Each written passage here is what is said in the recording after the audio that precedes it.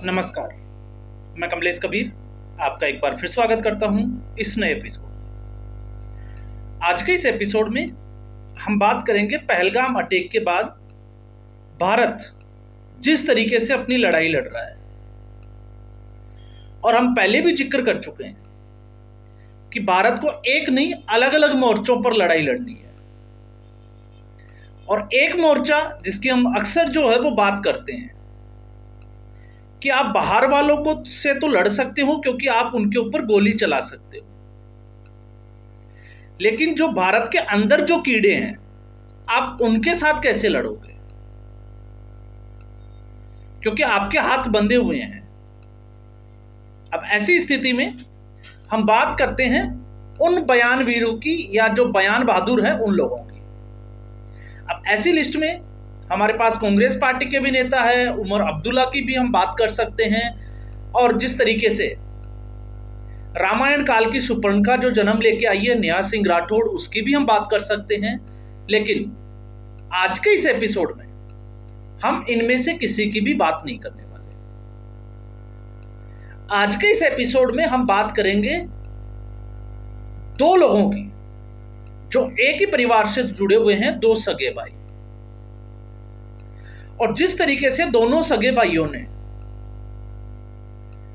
भारत को ही नहीं पूरी दुनिया को बेवकूफ बनाया है, और उसमें भारत को तो बनाया ही बनाया है।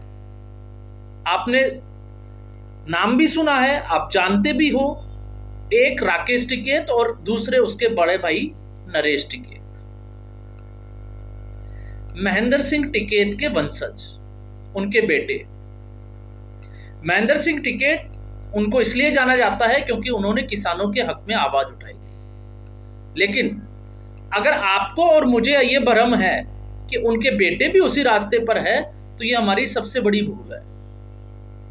जब किसान आंदोलन था तब भी हमने बात की थी, हरियाणा का विधानसभा चुनाव था तब भी हमने बात की थी, और हमने ये भी बात की थी कि ये लोग सिर्फ और सिर्फ किसानों के नाम पर किसानों को ही चूना लगा रहे हैं।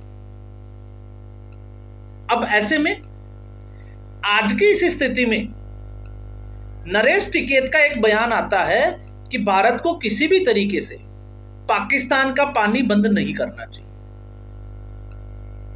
किसान चाहे इधर का हो चाहे किसान उधर का हो, किसान किसान होता है, किसान को नुकसान नहीं होना चाहिए। ठीक है, हम इसी के ऊपर थोड़ा सा हम चर्चा करते हैं। और नरेश टिकैत और राकेश टिकैत परिवार इसके लिए बयान क्यों कर रहा है, उसकी वजह भी हम जानने की कोशिश करेंगे। तो पहला हम समझते हैं, जिस सिंधु जल समझौते की ये बात कर रहे हैं कि किसान उधर का भी किसान किसान है, इधर का भी किसान किसान है, तो उन निर्दोष किसानों को इसकी सजा क्यों? तो पहला सवाल, जो हिंदुओं पर अटैक हुआ उनकी क्या गलती थी? वो क्या दोषी थे? क्या वो अपराधी थे? क्या वो निर्दोष नहीं थे? तो उनके ऊपर अटैक क्यों किया गया, और वो भी धर्म पूछकर? तो 26 लोगों की 28 लोगों की जो जान गई, जिनमें 2 विदेशी थे, उनके ऊपर नरेश टिकैत हो चाहे राकेश टिकैत हो, उनके मुंह से कुछ नहीं निकलेगा। लेकिन पाकिस्तान के किसानों की चिंता है। और जहां सिंधु जल समझौते की हम बात करते हैं, तो राकेश टिकैत और नरेश टिकैत, उनको देश इसलिए जानता है क्योंकि वो किसानों के हक की लड़ाई लड़ने के लिए जाने जाते हैं, किसानों के मसीहा बने हुए हैं और बड़े किसान आंदोलन को अंजाम दे चुके हैं। तो बड़ा सवाल यही है कि जो सिंधु जल समझौता हुआ था 1960 में जवाहरलाल नेहरू के समय में, उससे पहले की मैं किसी भूमिका की बात नहीं कर रहा हूं क्योंकि हर वीडियो में मैं ऐसी बातें कर चुका हूं। तो उसमें जो बंटवारा हुआ, वो ये बंटवारा ये हुआ कि 80% जो पानी है वो पाकिस्तान को दिया जाएगा और 20% पानी जो है वो हिंदुस्तान के हिस्से में रहेगा। तो आखिर इतनी दरियादिली क्यों? जिन लोगों ने अपने लिए पाक जमीन का टुकड़ा अलग से मांग लिया, जो किसी भी तरीके से बार्गेनिंग पे आ ही नहीं रहे थे, आखिर उन लोगों से इतनी रहमदिली क्यों?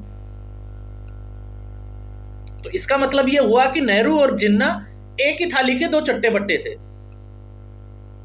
तो हिंदुस्तान से एक समुदाय विशेष ने, मैं तो कहूंगा सीधे तौर से मुसलमानों ने, एक अलग देश जब मांग ही लिया, तो फिर भारत जो ज्योग्राफिकली या डेमोग्राफिकली या रिलीजियस के आधार पे जो बंटवारा हुआ, उसमें भारत के रिसोर्सेज का पाकिस्तान को क्या हक था?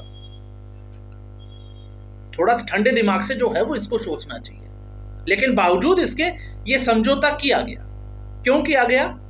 कि इससे जो है वो शांति बनी रहेगी। तो आज तक क्या शांति बनी? तो आज नरेंद्र मोदी ने ऐसी कौन सी अशांति फैला दी? ये एक जो है वो बड़ा सवाल है। दूसरा, जब ये लोग किसानों की बात करते हैं तो इनके लिए किसान कौन है? पश्चिमी उत्तर प्रदेश के किसान और पंजाब के किसान, या फिर हरियाणा के कुछ हिस्सों के किसान जो है वो इस देश में किसान हैं। इनके हिसाब से राजस्थान में, इनके हिसाब से जो है वो गुजरात में किसान है ही नहीं। अगर किसान होते तो नरेश टिकैत और राकेश टिकैत, जो आज डकैत की भूमिका में है, ये बोलते कि पाकिस्तान का जो पानी है वो बंद होना चाहिए। इससे पहले इनका बयान होना चाहिए था, बिना किसी आतंकवादी हमले के। ये तो पहलगाम में अटैक के बाद की बात कर रहे हैं, उससे पहले जो है वो इनको आवाज उठानी चाहिए। इनको मांग करनी चाहिए थी केंद्र सरकार से कि पाकिस्तान जाने वाले पानी को रोका जाए और उस हिस्से का जो पानी है वो राजस्थान में, क्योंकि राजस्थान में पानी की कमी है, और गुजरात तक इस हिस्से के पानी को जो है वो दिया जाए ताकि यहाँ के किसानों की उन्नति हो। लेकिन यहाँ के किसान नहीं है। तो फिर किसान कौन है? जैसा कि मैंने बोला, और पश्चिमी बंगाल में किसान है, जहां से इस डकैत परिवार की रोटियां सेकी जा रही हो, इनकी घर चलता हो, इनकी जो जिसको हम कहें कि दुकानें चल रही हो, वहां के किसान है, बाकी किसान नहीं है। तो लूटा इन्होंने, और लूटा कैसे? अब जब हम बात करते हैं कि आखिर पंजाब जो पाकिस्तान का हिस्सा है, उनके किसानों की इनको चिंता क्यों है, तो आप याद करिए 2020 का किसान आंदोलन, और उस आंदोलन में इंटेलिजेंसी की रिपोर्ट आप उठा के देख लीजिए, या फिर उस किसान आंदोलन में जब फंडिंग की बात आती है तो फिर सवाल खड़े हो जाते हैं कि आखिर इसकी फंडिंग कहां से होती है। तो उस वक्त जस्टिन ट्रूडो के आप बयान उठा के देखिए कनाडा के, या कनाडा के और भी लोगों के जनप्रतिनिधियों के जो है वो उस वक्त के स्टेटमेंट उठा के देखिए, किस तरीके से वो किसानों के लिए बात करते थे। और इस वक्त पाकिस्तान के बाद में अगर आतंकवाद का दूसरा सबसे बड़ा केंद्र अगर कोई बना हुआ है तो वो कनाडा की धरती बनी हुई है। और जब मैं ऐसा कहता हूं तो प्रत्यक्ष को प्रमाण की जरूरत नहीं है। पहलगाम अटैक के बाद में इस वक्त जो पाकिस्तान से खबरें आ रही है कि पाकिस्तान की आर्मी के जो अफसर है, उनके परिवार और राजनीतिक जो लोग हैं, उनके परिवार कनाडा जा चुके हैं। तो आखिर कनाडा की धरती ही क्यों? इसकी वजह अगर आप ढूंढोगे तो इसकी वजह मिलेगी आपको पार्टीशन में। जब पार्टीशन हुआ तो पंजाब का कुछ हिस्सा भारत में रहा, ज्यादातर हिस्सा जो है वो पाकिस्तान में चला गया। तो आज भी जिन हम रिश्तों की बात करते हैं तो ये मुलाकात होती है उसी कनाडा की धरती पे। तो राकेश टिकैत को फंडिंग हुई और उसमें आरोप लगे थे, आईएसआई ने जो है वो उसमें फंडिंग की थी।